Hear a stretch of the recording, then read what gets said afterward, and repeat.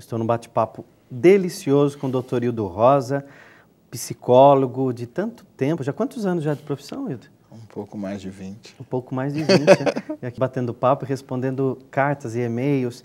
Mas eu queria mostrar a vocês os quadros do artista plástico Francisco Ricardo, que hoje está aí ilustrando o nosso cenário. São obras de arte, quadros únicos, né? Quando o artista ele coloca o pincel ali, nunca mais ele faz nenhum quadro como esse. E aí está passando os contatos do Fran aí embaixo, o e-mail, o telefone dele, e você pode entrar em contato e, de repente, se você quiser adquirir qualquer um desses quadros, qualquer uma dessas obras de arte que estão encenando aqui o nosso espaço.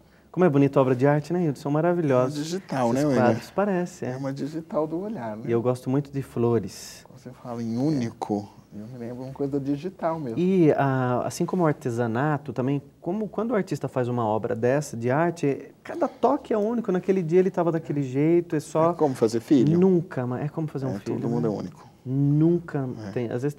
Às vezes a mãe acha que vai repetir a receita. Você sabe que outro dia eu estava com uma lá, bonitinha, lá no meu divã? E ela disse assim, eu vou acabar com a minha vida, porque eu sou só uma aqui. Me pentelhando, né? E às vezes eu falo, se você não fosse filha única, até que tudo bem, mas é que você é filha única, né? Pronto, acabou. Eu falei, Deus só tem você. E aí você fala aquilo Então que a você pessoa está precisando faz ouvir. diferença.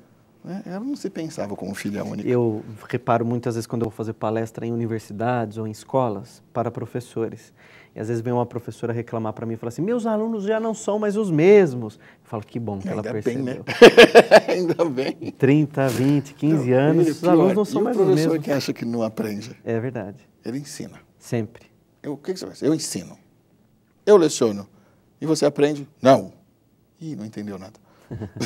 Aliás, estão passando os contatos do Dr. Hildo Rosa, Facebook, todo mundo que depois quiser adicionar o Hildo Rosa, pode se procurar no consultório também, tenho certeza que vai fazer muito bem. Vamos ler mais um e-mail, Hildo? Vamos. Olha, a pessoa que é homossexual ou é porque nasce assim, disso estou certa. Pois bem, a pessoa homossexual que tem um comportamento moral adequado, assim dizendo, que ama alguém do mesmo sexo, que o seu amor é correspondido, que tem a pretensão de se casar no sentido de viver junto à pessoa amada com a finalidade de constituir uma família e um lar e de se comportar sempre da maneira honesta, pelo simples fato de amar maritalmente alguém do mesmo sexo, está ofendendo a Deus? Primeira pergunta.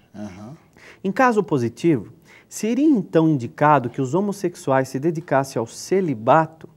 Pois se assim fosse, estariam todos fadados à infelicidade, enquanto encarnados. E seria essa a vontade de Deus?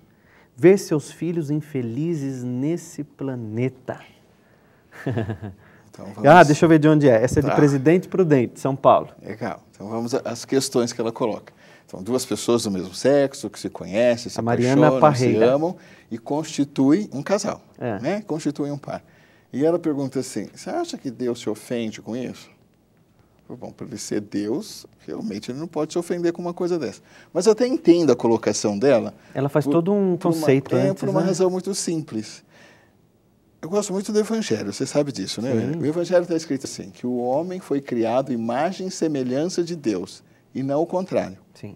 Então, normalmente, o que nós fazemos? Nós criamos deuses, imagem e semelhança dos homens.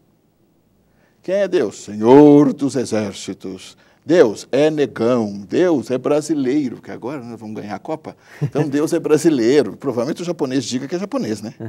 Então, nós criamos Deus à imagem e semelhança do homem, e ao contrário. Né? Então, como é que o cara pode ter status de Deus e se melindrar, e se magoar? Isso, até onde eu saiba, é coisa dos homens. Então, Deus não se ofende. Né? E por uma razão muito simples. A homossexualidade é uma coisa natural. Quando a mãe te pergunta, Hildo, meu filho é normal. Gay. É normal isso? Elas perguntam se é normal. É normal? É natural. Né? Porque normal é sempre uma convenção humana. Né? O normal são essas bobagens que a gente inventa aí, né? Mas o que é natural vai se expressar sempre. Então ela começa bem a colocação dela. Eu sei, né, que é natural. Mas como a gente lida com isso? De preferência com naturalidade. E ela fala uma coisa interessante, que ela fala assim, se eu me comportar de maneira honesta. Muitas vezes as pessoas veem o homossexual com de uma maneira uma promíscua, depravação, de uma depravação, né? Uma Isso pode distorção de acontecer em caráter, todos os enfim. lugares, né? Não, com qualquer pessoa, né? Isso não está atrelado à sexualidade. Sim. Não é isso? A orientação sexual de quem. Até esse termo orientação eu acho meio duvidoso. Opção. Tem gente que fala assim, também, opção. Como que a pessoa não ela vai então eu optar, também né? acho meio estranho. É. Eu prefiro condição. Condição. Né? Acho que o termo mais adequado nesse caso é condição. A condição dessa pessoa é essa, da outra é a outra, enfim, ponto. Né? Mas, enfim, aí ela vai adiante com a reflexão dela. Então, essa ideia de Deus te ofender é por demais absurda. Seria, então, essa coisa de Deus te ofender um rótulo da igreja, de repente, de domínio? Eu vejo ela colocando nessa imagem de Deus Sim. que ela propõe no texto, outras figuras de autoridade que para ela tenham desempenhado em algum momento essa função. Você concorda que uma criança, quando olha para papai e mamãe, até desconfiar que eles não são deuses, demora? Uhum. Porque se eu tiver sujinho, me limpam. Se eu tiver com fome, me alimentam. Se eu tiver dodói, me cuidam. São Deus, não são? Uhum. Para acreditar que Papai Noel não existe já dói. E tem criança que passa mal com essa ideia, né? Sim. Que o super-herói é de mentirinha. E quem criou essa imagem dentro delas, Né? do Papai Noel? Então, quando ela fala de Deus aí, eu não consigo pensar em Deus enquanto essa figura, mas no papai, na mamãe, nas pessoas queridas que estão ao lado dela, que ela os reconhece como figuras de autoridade. Então, ela pergunta se ela vai ser aprovada por essas pessoas ou não. Eu diria para ela assim, dê a essas pessoas o tempo que elas precisarem. Porque na condição de homossexual, eu estou para ver quem saiu do armário assim, linda, feliz, se achando. Não, tem um sofrimento. Né? Todo homossexual passa por um sofrimento para gerenciar no mundo a sua condição. Ninguém é butterfly, assim, linda, maravilhosa. Não acontece E tem uma outra isso. expressão assim, nossa, fulano virou gay. Também. Ninguém vira, acordou, deu vontade, né? Escolheu ser gay. Passou embaixo do arco-íris. Não existe isso. E o próprio homossexual sabe o desafio que é para ele, o tempo que ele precisa para se aceitar. Então, dê para esses outros que te cercam o mesmo tempo. E a alma não tem rótulo, né? Não, o tempo que eles precisarem. Então, não importa o que eles estão pensando naquele momento, mas essa integridade com que ela está dizendo que vive. Né? Isso é o mais importante. O Hildo, para as mães que estão nos assistindo agora, os avós, as mães, os pais que estão nos assistindo, e de repente está passando por uma vivência assim no lar. Perfeito. Um filho ou uma filha, e às vezes ele acha que é o fim do mundo, que a pessoa vai se perder, etc. Como que você poderia orientar esses pais então, que tem um filho ou uma filha homossexual no lar? Agora, vezes, que a gente acha que sempre na casa do vizinho, né? Sempre. William, então, filho feio não tem pai, né? E o homossexual também não tem pai, não. Mas, William, então a questão é assim, então, se vai se perder, quando você começa, das pessoas que você mais ama, receber um olhar de rejeição, Tá. né? Claro que esse risco de se perder aumenta muito. Né? Porque a pessoa, primeiro, ela é excluída dentro do próprio lar. Quando ela chega na sociedade, ela aceita muito fácil o lugar de exclusão. Tá. Ela até busca muitas vezes esse lugar, os guetos, né? Ela busca, porque pelo menos nesse ambiente ela é aceita. Mas agora, se ela é vista por esses próprios pais com dignidade, com respeito, ela não aceita menos que isso em lugar nenhum no mundo. Né? Então, se esses pais estão tão preocupados se esse filho vai se perder por conta da condição sexual dele, só se ele não tiver esse respaldo em casa. Né? Não como uma regra, mas pelo menos o risco aumenta muito. Você acha que o preconceito, a gente fala tanto de preconceito, não tem mais preconceito, as pessoas estão mais liberais. Existe preconceito sim, né, Hildo? Claro. O tempo todo. Bom, e vai demorar para acabar, né? Vai, né? Vai. Porque o preconceito é filhinho da ignorância. Né? E à medida que ele é filho da ignorância, as pessoas não têm muita ânsia de se informar, né? Então elas vão ter nessa formação muito dura, muito cruel, muito cheia de paradigmas que foram lá de trás. Então, falando como educadores, esses pais que estão nos assistindo agora, eles têm que trabalhar como orientadores, não é isso? Sempre. E depois assim, olha, a maior preocupação dos pais, na verdade, é que o filho sofra. Entendeu? É. E os pais querem proteger o filho do sofrimento.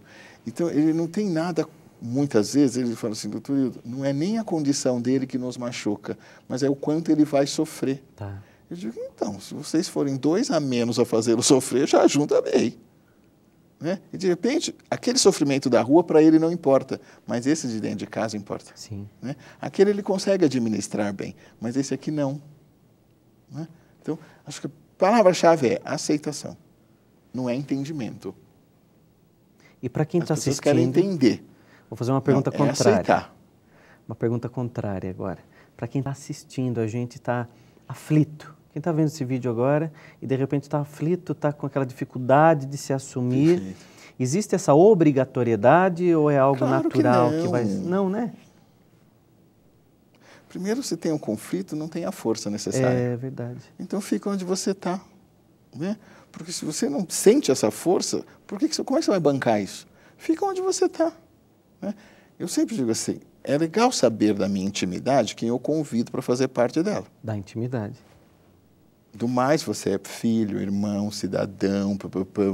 Agora, na sua intimidade, participa quem você convidar. Né? A gente não tem muito interesse em saber o que mamãe e papai fazem fechados dentro do quarto. Uhum. Né? Porque se a gente entrar lá, você vê papai e mamãe. Se eles saírem, você vê papai e mamãe. Né? Por mais que você seja adulto, não acredite mais na cegonha. Olha, você que está assistindo esse programa hoje, manda o seu e-mail para mim, a sua carta. Eu tenho certeza que você está passando, de repente, um anseio, uma dificuldade ou uma dúvida, né? Se você foi educado de uma tal maneira, fala assim, William, eu não aceitei isso da minha família. Manda para a gente, porque nós teremos um imenso prazer em responder a sua carta, responder a sua dúvida, né?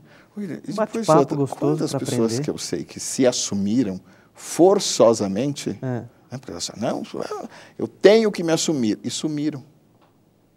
Se tornaram caricatas, Tá. sabe? Ai. Sumiram, porque na verdade elas não tinham estrutura. Elas fizeram um personagem. Criaram. É isso? Mas algumas às vezes tão caricata, tão desrespeitoso para com elas mesmas. E onde está a pessoa ali dentro, né? Não está. E eu vou para o intervalo comercial, você vai continuar aqui comigo, que hoje eu vou aproveitar de você o máximo possível. Tá bom. E aí nós vamos falar mais, porque está chegando o final do ano. O que a gente pode pensar para o ano que vem, de transformação, essa bobageira toda de Natal? Papai Noel existe ou não? Então eu volto já com o Dr. Hildo Rosa aqui no programa Crescer Você. Até já.